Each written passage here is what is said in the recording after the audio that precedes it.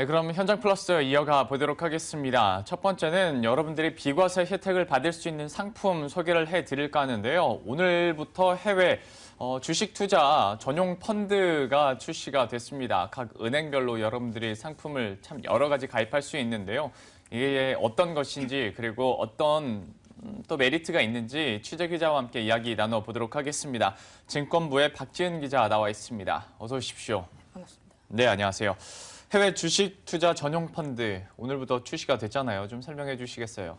네, 오늘부터 38개 자산운용사가 310개 해외 주식 투자 전용 펀드를 출시했습니다. 일반 투자자들은 증권사, 은행사, 보험사 등 48개 금융회사에서 가입이 가능합니다.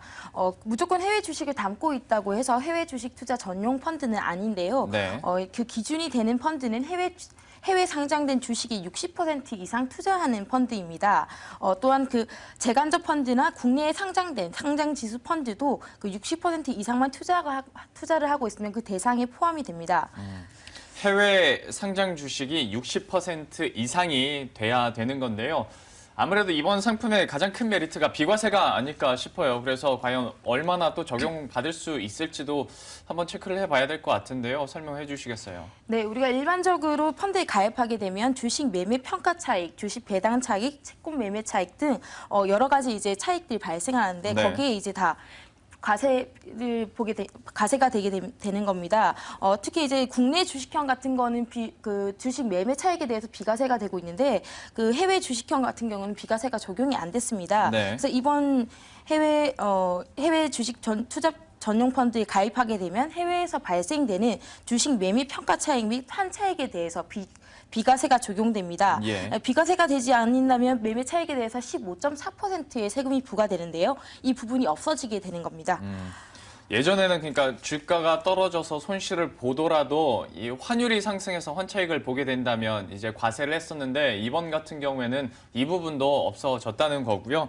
역시 어쨌거나 비과세 어떤 범위라고 해야 될까요? 이런 게 혹시 확대가 되다 보니까 이제 정부 차원에서도 적극적으로 밀어주고 있고 시장에서도 관심을 많이 받고 있는 건데요.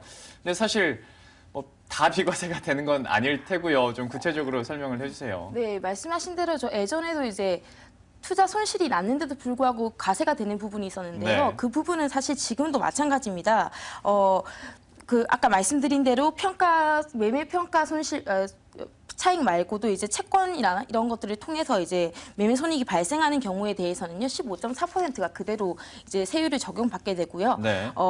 그렇기 때문에 만약에 손실이 나더라도 채권 평가액이나 배당 소득이 있으면 다시 15.4%를 부과받게 되는 겁니다. 네. 그래서 예를 들어서 뭐 1,000만 원이 손실이 났다 평가액에서 근데 배당으로 1,000만 원을 그럴 가능성이 있는지 모르겠지만 1,000만 원 벌었다 이렇게 되면은 이제 예. 그 1,000만 원에 대해서는 배당에 대해서는 15.4%가 적용이 되는 겁니다. 네. 네. 그 아까 말씀하신 대로 근데 환차익에 대해서는 이번에는 적용이 안 되고요. 다만 환해지에 관해서만 또 적용이 되는 걸로 알고 있습니다. 예. 예, 역시 박지은 기자가 통이 큽니다. 저도 언론 이렇게 예시로 하는 거 보면 3천만 원까지 되니까 그중에서 한 300만 원 이득을 보면 뭐 이렇게 예를 많이 하던데 1,000만 원, 그러면 좋죠. 그리고 될 수 있으면 좋은 거 아니겠습니까? 그런데 이 상품에 대해서 이제 뭐 누구나 다 가입할 수 있을까? 그리고 혹시 이렇게 좀 메리트가 있는 상품들 보면 제한도 좀 많고 의무 가입 기간도 있고 좀 그러더라고요. 이 상품은 어떤가요? 네, 이번에 출시되는 해외 투자 전용 펀드 상품은 대한민국 거주자라면 누구나 가입이 가능합니다. 또 다른 상품과 달리 소득이 얼마여야 하고 뭐 연령이 얼마여야 된다는 제한이 없는 것이 특징입니다. 1인당 그 한도는 3천만 원까지고요. 의무 가입 기간 역시 없습니다. 다만 이제 가입 기간에 대한 이게 한정은 돼 있는데요. 네. 오늘부터 내년 말까지 가입이 가능합니다. 네. 대신 그 말씀드린 대로 얼마까지 유지를 해야 된다. 잔고를 얼마 유지해야 된다. 이런 뭐 세부적 가입 조건은 없고요. 세제 혜택 기간은 10년이 주어지게 됩니다. 따라서 뭐 내년 말에 가입하고 5년 뒤에 그걸 판매하더라고 해도 비과세 혜택을 받을 수 있게 되는 겁니다. 예.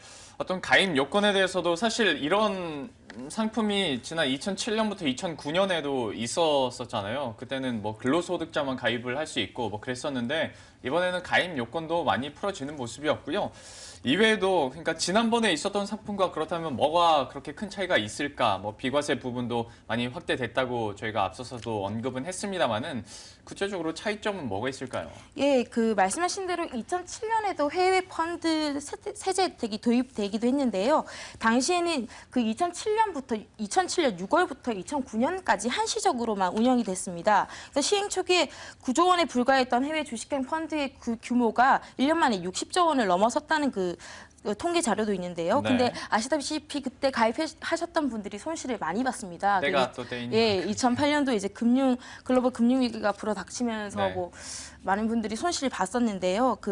지금 그때는 이제 그 세제 혜택 기간이 한 1년, 2년 정도밖에 안 되는데 10년이라는 시간이 이제 주어지니까 네. 만약에 당장 글로벌 위기가 오더라도 그걸 회복할 수 있는 기간이 충분하기 때문에 네. 이제 장기 투자의 어떤 대안이 될 수 있다고 지금 얘기를 하고 있는 겁니다. 네. 아까 또 말씀하신 대로 그 환손익에 관해서 이제 과세가 되지 않는 부분들 네. 이 부분들이 2007년과는 조금 많이 다른 모습이라고 볼 수 있습니다. 제가 오늘 아침에 그 틈을 좀 이용해가지고 직접 제가 주식을 계좌를 만들어 왔는데요. 계좌 개설은 기존하고 똑같습니다. 그 소득 조건이라는 게 따로 낼 게 없어서 신분증만 들고 가면 누구나 만들 수 있고요. 저 같은 경우에는 종합 계좌를 개설한 증권사를 이용했는데요. 네. 기존에 이제 은행 가면 펀드별로 이렇게 계좌가 나오지 않습니까? 네. 근데 이번에는 이게 3천만 원이라는 한도가 있으니까 여러 가지 이제 펀드를 담으려고 하시면 증권사를 가셔가지고 이렇게 종합 계좌를 통해서 이렇게 한 장 한 장씩 보시면 이렇게 상품이 추가되는 건데 그런 식으로 하면 조금 그 한도를 좀 조정하거나 한도를 이제 자기가 관리하는데 조금 더 편리하다고 얘기하고요. 예. 또 ETF 같은 경우에도 아까 비과세 적용이 되는 게 있다고 말씀드렸는데요. 그 ETF도 관심 있으신 분들은 이런 종합 계좌를 이용하시면 조금 더 편리하게 이용하실 수 있다고 뭐 전문가들이 좀 지적을 했습니다. 오늘 아침에 또 굉장히 부지런하게 가입을 했으니까 저도 한번 보여주시겠어요? 한번 보도록 하죠.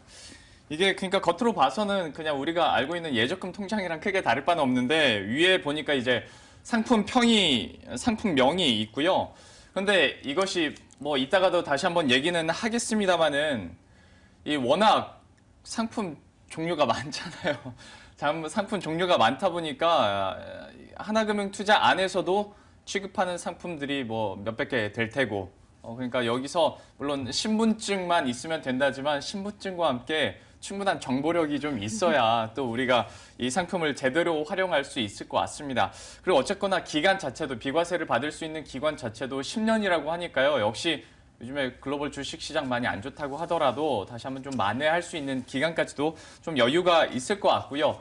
이번 상품에 대해서 이런 비과세 이렇게까지 가능할 수 있었던 이유도 사실 정부에서 적극적으로 밀고 있기 때문인데요. 정부 차원에서는 좀 반응이 어떤지도 설명을 해주시죠. 뉴스에서 많이 나왔겠지만 이번 해외 주식 투자 전용 펀드가 개설되기까지 이게 출시되기까지 많은 이제 논의가 있었는데요. 사실 정부 당국에서는 이제 세수를 걷어야 되는 문제가 있어가지고 좀 쉽게 안 해주려고 했었습니다. 네. 그래서 뭐 여러 가지 논의가 거쳐가지고 이제 그럼에도 불구하고 국민들의 재산 증식을 위해서 좀 파격적으로 내놨다고 이제 어깨는 이렇게 설명을 하는데요. 그러다 보니까 이제 관심도 되게 많습니다. 오늘 아침에 벌써 이제 황영기 금융투자협회장을 비롯해서 몇몇 이제 증권업계 CEO들이 직접 가입을 하는 이벤트를 펼치기도 했고요. 현재 지금 정부에서는 이번 펀드 도입으로 최근 15조 원 규모까지 줄어들었던 해외 주식 투자를 좀 많이 확대하려고 합니다. 앞서 말씀드린 대로 2007년에 60조 원까지 성장을 한 바가 있는데요. 뭐 그랬다는 거 보면 그게 좀 그냥 막연한 어떤 기대는 아닌 것 같고요. 예.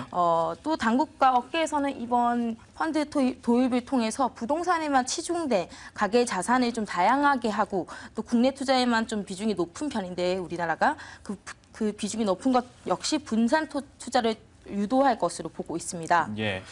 요즘같이 글로벌 증시가 전체적으로 불안한 상황에서 비교적 자유롭고 또 분산 투자가 가능한 이 펀드 상품이 아무래도 각광을 받을 수밖에 없고요. 비과세 혜택도 늘어나니까 또 메리트가 있을 수밖에 없는데요. 그런데 제가 팁 한 가지만 말씀드리면 지금까지 전체 나온 이 관련된 상품 수가 310개에 달합니다. 그러니까 여러분들도 조금 더 상품 조목조목 따져보시면서 가입하는 것이 또 하나의 좋은 팁이 될 수 있을 것 같습니다. 지금까지 증권부의 박진 기자와 함께 해외 주식 투자 전용 펀드에 대해서 함께 알아봤습니다. 고맙습니다.